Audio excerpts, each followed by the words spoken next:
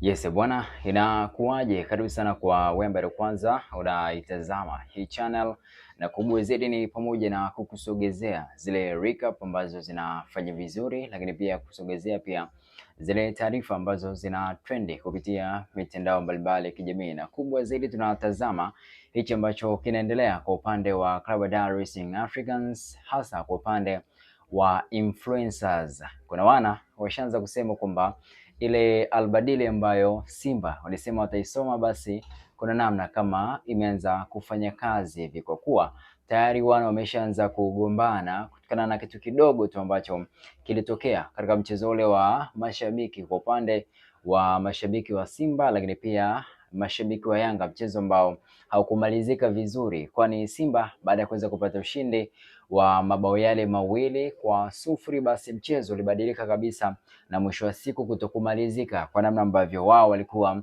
wameweza kupanga, na chanzo ndio kilianzia hapo, kile ambacho kinaenda kuzungumzwa na kinazidi kuzungumzwa zaidi kwenye mitandao mbalimbali ya kijamii, lakini pia kuendelea kufanya interview mbalimbali ambazo kuna interview mbalimbali ambazo zimeanza pia kufanyika na influencers ambao wamekuwa wakionekana mara kadhaa wakizungumzia Yanga, lakini pia kuna wale ambao wamekuwa wakizungumzia Simba. Sasa mmoja kati ya watu ambao wamekuwa wakihusika kwa kiasi kikubwa kwenye kuhakikisha wanaihakikishia klabu ya Yanga kuweza kupata watu ambao wanaizungumzia vizuri ni pamoja na Jimmy Kindoki, na huyu ni mmoja kati ya watu ambao wametoka kwenye tasnia ya habari na kuweza kupata shavu pale Yanga, na kisha kwa sasa hivi anachukua masomo yake nchini Marekani, ambapo tumemshuhudia mara kadhaa akiweza kuzungumzia kile ambacho kinaendelea kwa upande huo. Sasa bifu au changamoto au tatizo lilianza pale ambapo klabu ya Yanga walipata zile milioni 20. Ngoja kwanza nianze vizuri. Yaani baada ya ule mchezo kumalizika, mchezo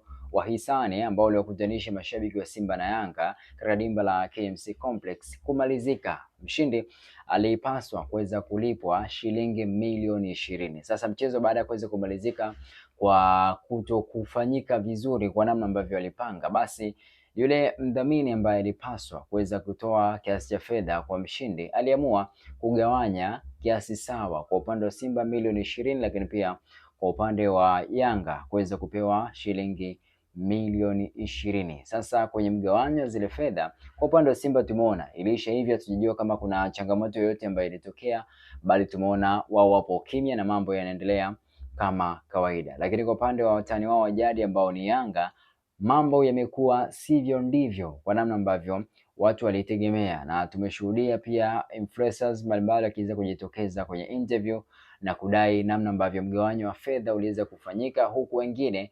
wakituhumiana kwamba kuna watu ambao wamechukua kiasi kikubwa cha fedha na kushindwa kuwalipa wengine.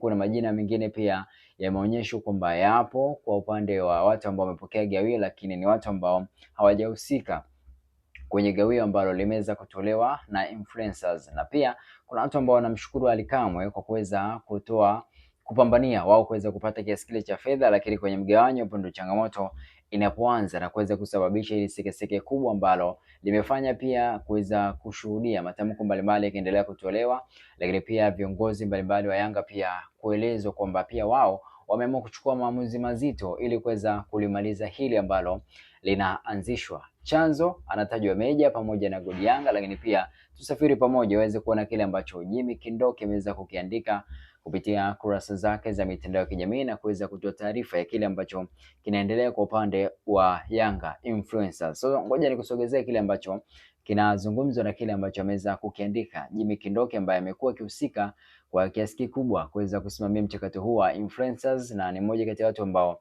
amekuwa kidili na wanachama kwa kiasi kikubwa. Ameweza kuandika hivi: idea ya Yanga influencers, hili ilikuwa wazo zuri, lilikuwa na lengo dogo sana la kusaidia timu kwa namna ya kupusha ajenda mbalimbali za club kwa kujitolea kupitia wanamtandao, lakini shida inayotaka kujitokeza kupitia watu ni kubwa sana huko mbele, kama wameanza kutanguliza maslahi ya fedha mbele kuliko kujitolea, na ndio maana inafikia wakati wanaotofautiana kisa pesa. Nasikia wameanzisha mpaka kampuni inayoitwa Tanzania Influencers Promotion, ili kukiwa na jambo la hamasa basi washirikishwe wao, kisha walipo ndio wafanye. kisha walipo ndio wafanye. Yani ukishalipwa hela ndio wanaanza kufanya hiyo hamasa, hicho kitu ambacho watakuwa wanakiendea. Mentality hii ikija kukomaa itagombanisha klabu na wanachama wake, kwa sababu wapo watu ambao wanaipambania Yanga kimya kimya, wakati mwingine mpaka wanapoteza mamilioni kwa sababu ya Yanga. Hivyo wakisikia kuna watu wanagombania hela kwa sababu ya Yanga ni lazima waumie. Imetumika nguvu kubwa kustawisha matawi nchi nzima. Sasa tusikubali watu wachache kuiharibu taswira ya umuhimu wa matawi na kuwaaminisha kwamba ukiwa influencers basi unapata fursa ya hela na vitu mbalimbali. Ifike wakati watu hao ambao wanaanza kujiona kama ni wakubwa kuliko klabu au ni wakubwa kuliko matawi yetu ambayo yanalipa kadi na kuipambania klabu yetu kwa hali na mali, basi toshe tu kusema wapumzike, kwa sababu kwa sasa nguvu tuirudishe kwenye matawi yetu. Kama wao ni Yanga kweli, basi watafanya jambo lolote kwa klabu pasipo kutegemea malipo wala kudhulumiana. Imefika hatua sasa hata matawi hayaheshimiki kwa sababu ya hao watu wanawadharau wenzao, kisa wao wapo karibu na klabu.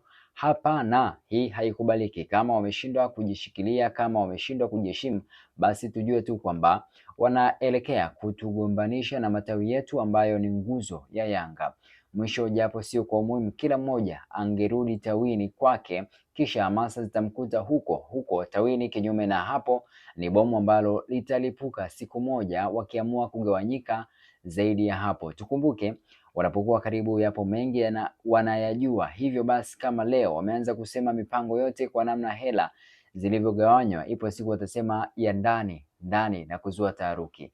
Wapumzike kwa sasa, nguvu irudi matawini. Hilo ni posti ya kwanza ambayo Jimmy Kindoki aliweza kuiposti, lakini hajaishia hapo, akarudi tena na kuandika hivi: kwenu wanachama na wapenzi wa klabu ya Yanga, huyu mtu adhibitiwe haraka sana, akiwa amemposti Nabii Meja ambaye alihama kutoka Simba na kwenda Yanga. Ameandika anaendelea sasa, mtu huyu adhibitiwe haraka sana kuitumia taasisi ya Yanga kwa namna yoyote ile kujipatia kipato, kwa sababu kwanza ni kosa kufanya hivyo, lakini pia yeye si Yanga na hajawahi kuwa Yanga na hatakuwa Yanga milele. Kwa muda mchache tangu aseme amehamia Yanga, ameshadhulumu pesa, ameshatukana wana Yanga, huku akijitapa kwamba hakuna kumfanya kitu na ushahidi upo. Lakini mbaya kuliko yote, nina ushahidi wa sauti akishirikiana na watu wa Simba kuunda umoja ambao upo kibiashara kwa manufaa ya wachache, huku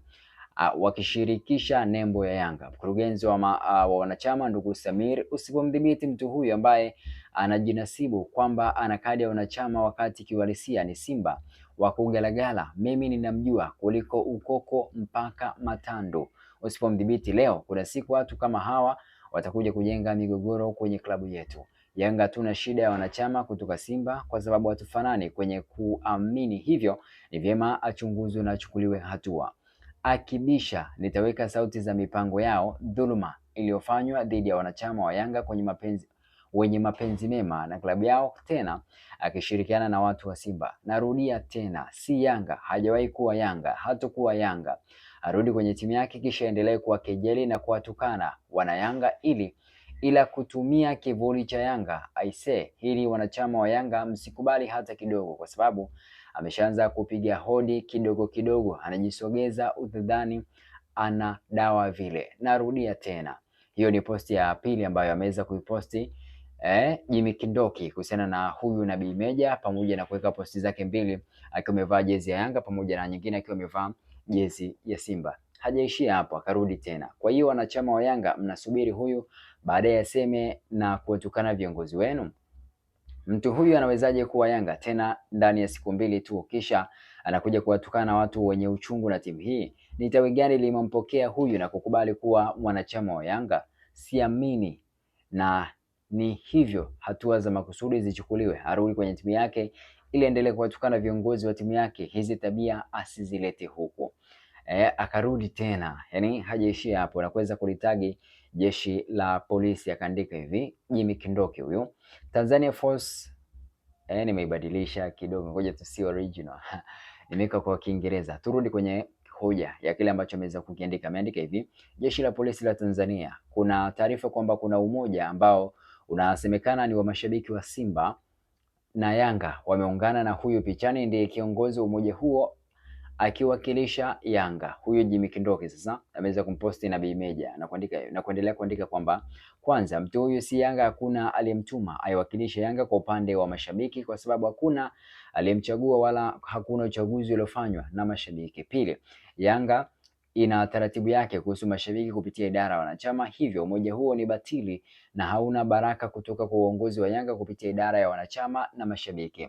Shabiki wa Yanga yote akishiriki, maana yake ameshiriki kama yeye na si Yanga, na ikitokea amedhulumiana basi huko yeye si Yanga, na ikitokea amedhulumiana tena huko basi Yanga wasihusishwe kwa namna yoyote, kwa sababu mtu huyo akishirikiana na wenzake wamekuwa na mwenendo ambao si mzuri, lakini pia hakuna anayewatambua. Rai yangu, amemaliza na rai pale, kwa kuwa ushabiki wa Simba na Yanga huhusisha hisia za ndani za juu ya timu zao, ni vizuri pia kuchagua watu ambao wanaweza kuitumia michezo kama sehemu ya furaha na kudumisha amani kuliko kutumia kama fursa ya kudhulumiana na kupeleka hali ya sintofahamu kwa mashabiki wa pande hizi, jambo linaloweza kuleta vurugu zisizofaa. Ni vyema umoja huo ukatazamwa upya na kushirikisha viongozi kutoka kwenye timu husika, ila kwa sasa ni upande wa mashabiki wa Yanga, umoja huo hautambuliki, ni batili. Asante Mwenezi. Hajaishia hapo, amekuja tena na posti nyingine ambayo anathibitisha baadhi ya vitu ambavyo vinafanywa kwenye makundi. Kuna Sixton Yanga, Agi Simba, Enjo Yanga, na hilo kundi linaitwa Nguvu ya Taifa. By the way, kuna ujumbe ambao umeforwardiwa na mtu ambaye anajiita Nabii Meja ambaye inaonyeshwa kwenye hii screenshot ambayo ameweza kuiposti Jimmy Kindoki. Imeandika hivi: taarifa muhimu, kikao kinachokuja, kila mtu anatakiwa kujisajili na kuwa na kitambulisho. Gharama zote ni shilingi 35 na idadi inayotakiwa ni 60, yaani 25 Yanga, 25 Simba na 10 Azam. Hivyo kuwa wa kwanza kujisajili ili tuendelee kuwa pamoja. Baada ya hapo tutaongeza watu 40 kwa gharama ya shilingi 70,000. Namba ya kutuma pesa, jina la kuja Selina Rafael na Octavian. So naona hapa majina ni mengi ya watu ambao wamejiunga hadi sasa. Kwenye hii orodha hapa nimeona watu 15 ambao tayari wamekwisha kulipa shilingi 35 ya kuweza kujiunga kwenye kundi hilo, na mwingine akaja kuandika, jamani, tuwe makini, tumetumika sana lakini hatujawahi kupata hata hiki kidogo tulichokipata, tena kwa muda mrefu tukijifanya tunapenda sana hivi vilabu kuliko maisha yetu. Tunapotea ni muda mchache sana tangu tuanze hizi harakati, lakini somehow kuna kitu tumepata, ila tumechanua sana midomo kwa muda mrefu, tumeishia polisi na kutukanwa. Wanajamii, tuwe makini. Tukiona wewe unanufaika na huu moja, basi tuulinde vibaya. Kikitokea mtu anataka kutuharibia maisha ya huu moja wetu, tulindane papendikula papendikula Kiswahili, sio Kiingereza, kwa gharama yote ile ya huyo mtu. So hizi ni baadhi ya screenshot ambazo ameweza kuziposti na kuja kuandika caption ya chini yake kwamba hichi ndicho kinachoendelea kwenye group lao, wanasajili wanachama kinyume na taratibu kwa vilabu vyote viwili. Haiwezekani Simba na Yanga ziangaikie kusaka wanachama alafu kuibuka kundi la wahuni nacho kianzishe utaratibu wa kusajili wanachama hao ambao Simba na Yanga zinawasaka. Kundi hili vikundi kama hivi vya pembeni ni hatari sana kwa vilabu vya Simba na Yanga. So hapa ni screenshot nyingine ambayo amekuja kuiposti masaa kama mawili ambayo ameweza kupita kuendelea kukemea kile ambacho kinaendelea. Nimeona hawa ni wezi kaka, tunaliona mapema. Nimeona ameweza kuandika Fumau Mshairi, ni mmoja kati ya watu ambao wamekuwa wakitembea moja kwa moja na Yanga na amekuwa akizungumzia mambo kadha wa kadha yanayohusisha vilabu vya Simba na Yanga. Hivyo pia naye amekuja kuweka comments za kucheka.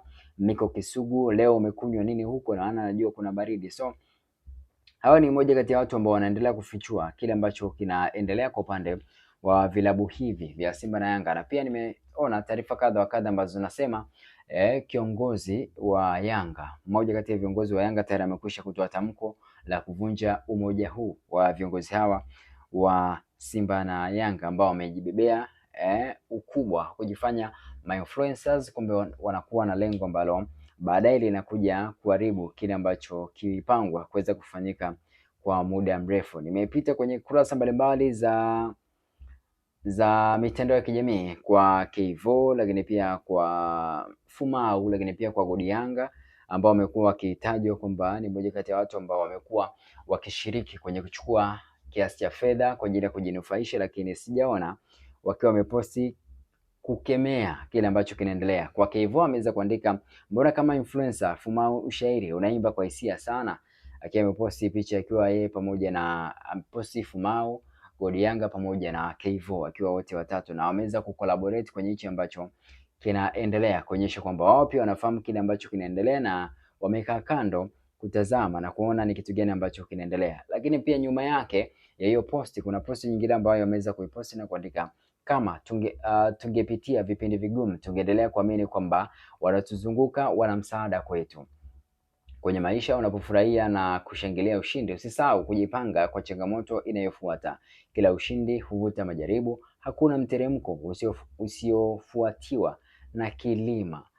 Asante Putin Yanga, jana tumeenjoy sana mwanangu, wakiwa kwenye moja kati ya sherehe, lakini pia hiyo ni comment ambayo ameweza kuweka kuonyesha kwamba wao pia wanafahamu ni kitu gani ambacho kinaendelea. So tu chill na tuendelee kuona ni kitu gani ambacho kitakuja kuendelea baadaye, lakini kubwa zaidi fahamu tu kwamba kuna fukuto zito ambalo linaendelea baina ya viongozi wa vilabu hivi, hasa kwa upande wa Yanga ambao tayari wamekwisha kutoa tamko. Nitakuja kusogezea ni tamko gani, lakini kwa sasa hivi naona wamekwisha kukataa influencers ambao wamekuwa wakijiweka karibu na vilabu hivi na kujikuta wao kuna namna wana nguvu ya tofauti na wale mashabiki ambao wamekuwa wakitoa na kulipia kadi zao za wanachama kusupport klabu yao ya Yanga. Bwana, mimi nikwambie tu kwamba usiache kuweza kusubscribe, lakini pia kugusa alama kengele na uwe mshikaji wangu wa kwanza kuweza kupokea taarifa mbalimbali za kimichezo, lakini pia burudani kipindi tu ambapo zinatokea. Till next time.